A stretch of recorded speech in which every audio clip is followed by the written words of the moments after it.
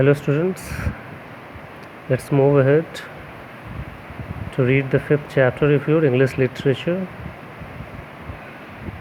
You have studied till 4th chapter. This is the 5th one, the quality. Chapter name is quality. Book name is Honeycomb. Quality का मतलब क्या होता है? Quality simply means all the positives or the negatives associated with a particular thing or a particular person. जैसे आप हो, मैं हूँ, हम सब के साथ कुछ पॉजिटिव्स अटैच्ड हैं, कुछ नेगेटिव अटैच्ड हैं. मतलब हमकी कुछ पॉजिटिव कैरेक्टर्स हैं, कुछ नेगेटिव चीज़ें हैं हमारे साथ. तो वो सब क्या है? हमारी qualities. They are called qualities, the things which define us or a thing. जैसे ये बुक है, इस बुक का पॉजिटिव क्या है? What do we get to learn from this book, and what is the negative. कुछ नेगेटिव है इसका, जैसे सपोज़ करो मान लो पेज अच्छे नहीं दिख रहे हैं, व्हाट है वो, कुछ भी. तो that is also quality. Negative है वो, ठीक है. तो ऐसा नहीं कि क्वालिटी नहीं है उसका. So that is the meaning of quality. Hindi में आप बोलते हो विशेषता. तो this story is about a shoe maker, mister Gessler. He is a German person who is settled in where, London. तो वो जर्मन है, लंदन में रहते हैं, but he is a shoe maker. Shoes बनाते हैं. तो ये स्टोरी बताता है कि कुछ लोग हैं जो उनके शूज़ को बहुत पसंद करते हैं, लेकिन चीज़ें अब क्या हो गई हैं, कमर्शियलाइज्ड हो गई हैं, फैशन आ गया है. तो हाथों से बने हुए जूते अब कितने लोग पसंद करते हैं. तो अब चीज़ें ये ऐसी हो गई है कि मार्केट में जो चीज़ें दिखती है वो बिकती है, उसके अंदर क्वालिटी हो या ना हो, डजेंट मैटर. लेकिन ये मिस्टर गेस्लर जो हैं, ये हैंडमेड चीज़ें बनाते हैं. जो लोग चीज़ें पसंद करते हैं, उनकी बनाई हुई चीज़ जो जानते हैं उनके बारे में, वो उनकी ही चीज़ें चाहिए उन्हें. तो ये एक स्ट्रगल है, किस तरीके से एक अच्छा शू मेकर अपना बिज़नेस लूज़ करता है because of the commercialisation, advertisement. बड़ी बड़ी कंपनीज़ आती हैं, फालतू की चीज़ें बनाती है, लेकिन वो अपना एडवर्टीज़मेंट इतना बढ़िया करती हैं कि बढ़िया लोग भी छूट जाते हैं पीछे. तो this is the such story mister Gessler के बारे में. सो let's read. Can a shoe maker be called an artist. क्या एक शू मेकर को आर्टिस्ट बोल सकते हैं? बिल्कुल बोल सकते हैं. आजकल उसे आप क्या बोलते हो? इन जनरल फैशन डिज़ाइनर बोलते हो. कोई शूज़ का डिज़ाइन बना रहा है, सैंडल्स का डिज़ाइन बना रहा है, कपड़ों का डिज़ाइन बना रहा है, तो सभी क्या आर्टिस्ट ही हैं. आर्ट है, सबका अपना कला है, वो कुछ भी कर रहा है. ऐसा नहीं है ना कि जो एक्ट कर सकता है, सिंग कर सकता है, वही एक आर्ट है. पेंटिंग कर सकते हो, वही आर्ट है. No, shoe making is also an art. जूते की डिज़ाइनिंग करना, बनाना अच्छे से, वो भी एक आर्ट ही है. Yes, if he has same skill and pride in his trade as any other artist and the same respect for it too. बिल्कुल वो भी एक आर्टिस्ट ही है, शू मेकर भी. अगर उसके पास वही अच्छा सा स्किल है, गुण है, प्राइड है, मतलब अपने काम को वो अच्छा मानता है, उस पर उसे लगता है कि मैं कुछ अच्छी चीज़ें करता हूँ, तो उसके अंदर भी उतना ही स्किल है जितना कि किसी दूसरे आर्टिस्ट को है, और उसमें उतना ही रिस्पेक्ट अगर उसे मिले तो. मैंने बताया ये मिस्टर गेस्लर हैं, एक जर्मन शू मेकर हैं जो कि लंदन में रहते हैं. इज़ अ परफेक्ट आर्टिस्ट, एक बहुत बढ़िया आर्टिस्ट है ये. दिस स्टोरी उन्हीं के अराउंड, उन्हीं की लाइफ पे ये डिपेंडेंट है. Okay, so let's read it. Quality. I knew him from the days of my extreme youth because he made my father's woods. मैं उन्हें जानता था अपने यूथ के डेज से ही. एक्सट्रीम यूथ मतलब बिल्कुल ही जब यंग हुआ करते थे. एक्सट्रीम मतलब बिल्कुल बहुत ज़्यादा यूथ हुआ करते, मतलब यंग हुआ करते थे. उसी समय से इनको जानते थे. क्यों? क्योंकि ये उनके फादर का बूट्स बनाते थे. जो राइटर है, जो नैरेटर है, जो इस कहानी को सुना रहा है, वो बोल रहा है, ठीक है. ही lived with his Elder brother in his shop. वो अपने बड़े भाई के साथ शॉप पे रहते थे. Which was in a small by street in a fashionable part of London. जो कि एक स्मॉल बाई स्ट्रीट पे था, मतलब एक बड़ा सा स्ट्रीट है, बड़ा सा हाईवे टाइप का मान लो, उससे एक गली निकली हुई है. उस गली को ही बोलते हैं क्या? By street. एक फैशनेबल पार्ट ऑफ लंदन में. जो कि फैशनेबल पार्ट क्यों बोल रहे हैं? क्योंकि लंदन का एक ऐसा एरिया जहाँ पे फैशन से रिलेटेड चीज़ें मिलती हैं, ठीक है. The shop had a certain quite distinction. जो उनकी जो दुकान थी उसकी कुछ अपनी सर्टन निश्चित कुछ अपनी क्वाइट डिस्टिंक्शन थी, कुछ अलग चीज़ें थी उसकी। Distinction means difference, quiet means बहुत सारी, अपनी कुछ शांत उसकी अंतर थे। There was no shine upon it other than the name of Gessler brothers. उनकी दुकान पे कोई दूसरा शाइन बोर्ड वगैरह नहीं था अदर दैन सिर्फ ये छोड़ के कि name of Gessler brothers, गेशलर brothers का नाम लिखा हुआ था, उसके अलावा कोई दूसरा साइन बोर्ड नहीं था। And in the window a few pair of boots, और विंडो पे जो लगा के लोग रखते हैं ना शीशे से डिस्प्ले करने के लिए, दिखाने के लिए बाहर के लोगों के लिए, तो ऐसे ही कुछ विंडो से कुछ बूट्स रखे हुए थे कुछ पेयर्स में। He made only what was ordered, वो सिर्फ वही बनाते थे जिसका ऑर्डर दिया जाता था, मतलब जूते ऑर्डर पे वो बनाते थे। And what he made never fail to fit, और जो वो बनाते थे वो कभी फेल नहीं हुआ फिट होने से, मतलब वो फिट होता ही होता था। टू मेक बूट्स, वो बूट्स बनाने के लिए, बूट्स मतलब जूते जो नी लेंथ तक पहुँचते हैं, मतलब घुटनों तक जो पहना जाता है उसे बूट्स बोलते हैं। Such boots as he made, to make boots मतलब ऐसे बूट्स जो उन्होंने बनाते थे वो। सिम टू मी देन, जो मुझे लगता था उस समय, सिम टू मी मतलब मुझे दिखता था, लगता था, then and still seems to me, और अभी भी मुझे ऐसा लगता है, मिस्टीरियस एंड वंडरफुल, रहस्यमयी और आश्चर्यजनक। मतलब वो इतना बढ़िया बनाते थे कि कैसे बनाते थे, वो एक रहस्यमयी था, आश्चर्य भी था वो। तो मतलब अपने यूथ के डेज़ पे भी उन्हें वो आश्चर्य लगता था और आज भी लगता है, ये कहने का मतलब है।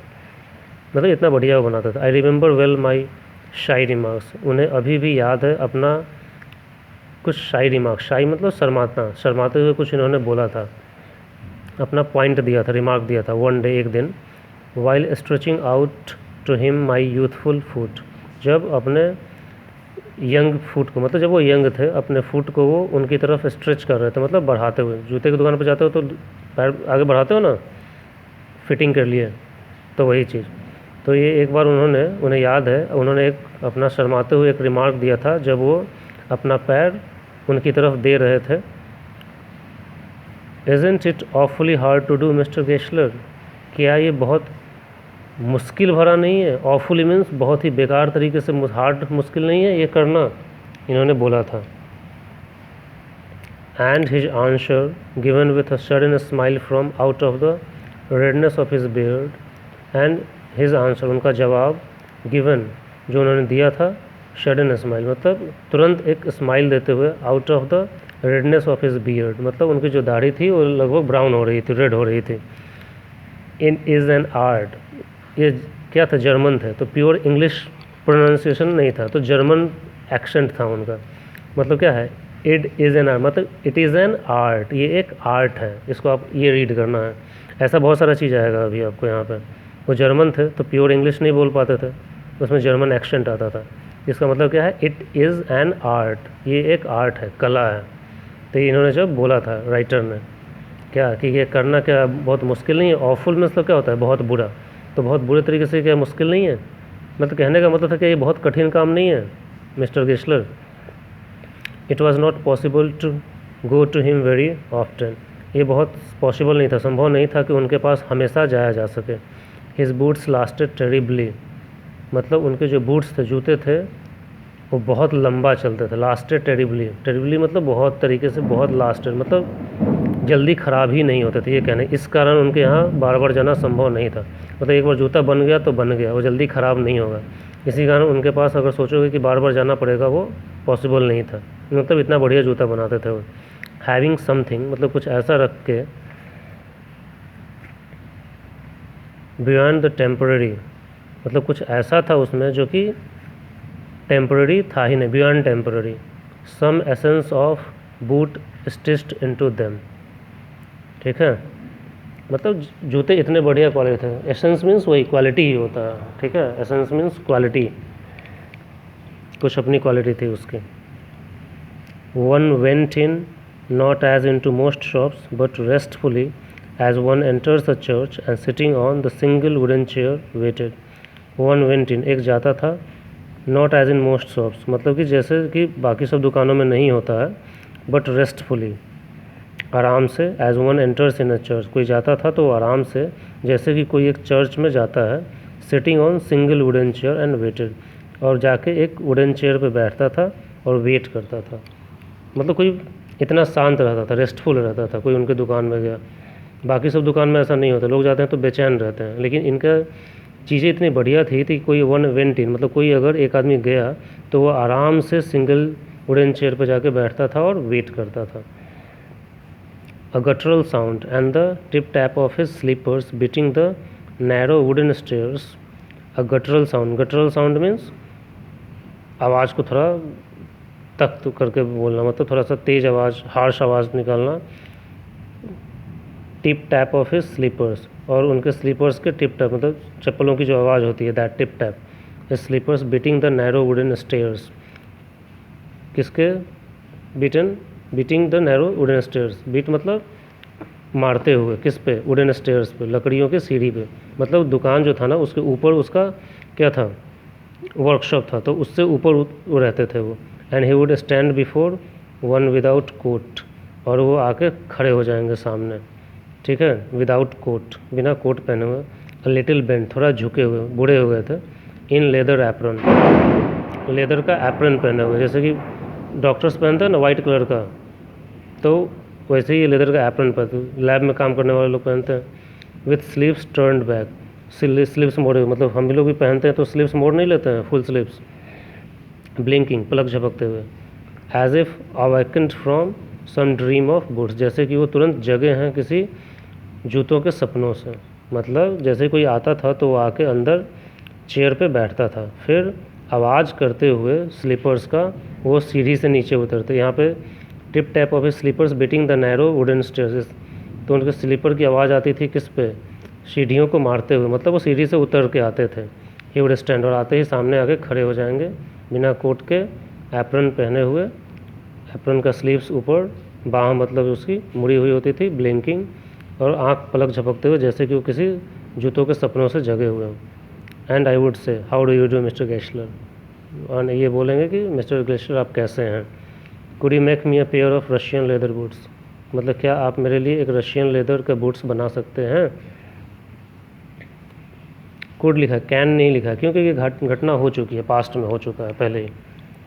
Without a word he would leave me retiring, बिना कुछ एक वर्ड बोले he would leave me retiring, मतलब वो मुझे छोड़ देंगे आराम करने को। व्हेन ही केम और into other portion of the, बिना कुछ बोले हुए वो उनको छोड़ेंगे, मतलब वो सवाल तो सुन लिए लेकिन कुछ जवाब नहीं देंगे, और उनको रिटायरिंग मतलब वहीं पे छोड़ देंगे। रिटायर मतलब क्या होता है? छोड़ देना।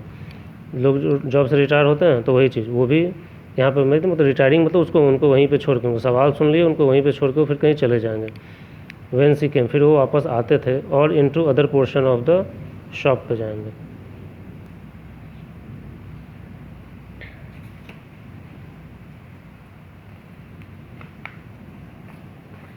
क्या है? Into the other portion of the shop, तो शॉप के किसी दूसरे पोर्शन पे चले जाएंगे उनको वहीं पे छोड़ के। And I would continue to rest in the wooden chair, और ये कंटिन्यू करेंगे उसी चेयर पे बैठते हुए आराम करते रहेंगे अपना। Inhaling the incense of his trade, अंदर लेते हुए उनके इंसेंस ऑफ, इंसेंस मतलब महक होता है, इंसेंस स्टिक होता है अगरबत्ती, तो यहाँ पे इंसेंस का मतलब अगरबत्ती नहीं है। इंसेंस ऑफ हिज ट्रेड मतलब ये बैठ के उनके बिजनेस को इनहेल कर रहे हैं, मतलब समझने की कोशिश कर रहे हैं। इनहेल का मतलब होता है अंदर लेना, सांस जैसे लेता है ना, इनहेल। तो जब ये अपना सवाल पूछते थे कि जैसे इन्होंने पूछा कि रशियन लेदर का आप वो बना सकते हैं बूट मेरे लिए, तो सवाल सुन के फिर उस शॉप के किसी दूसरे कोने में चले गए, था ना। He would leave me retiring, without a word he would leave me retiring. Whence he came, जब वो आते थे, या फिर वो किसी दूसरे शॉप के किसी दूसरे पोर्शन में चले जाते थे। एंड आई वुड कंटिन्यू, और ये बैठ के अपना वेट करते रहते थे और समझने की कोशिश करते थे, इनहेल करने की कोशिश करते थे इनके ट्रेड को, इनके बिजनेस को। सून ही वुड कम बैक, फिर वो तुरंत वापस आते थे। Holding in his hand a piece of gold brown leather, फिर वो वापस आए, उनके हाथ में क्या था? गोल्डन ब्राउन लेदर था।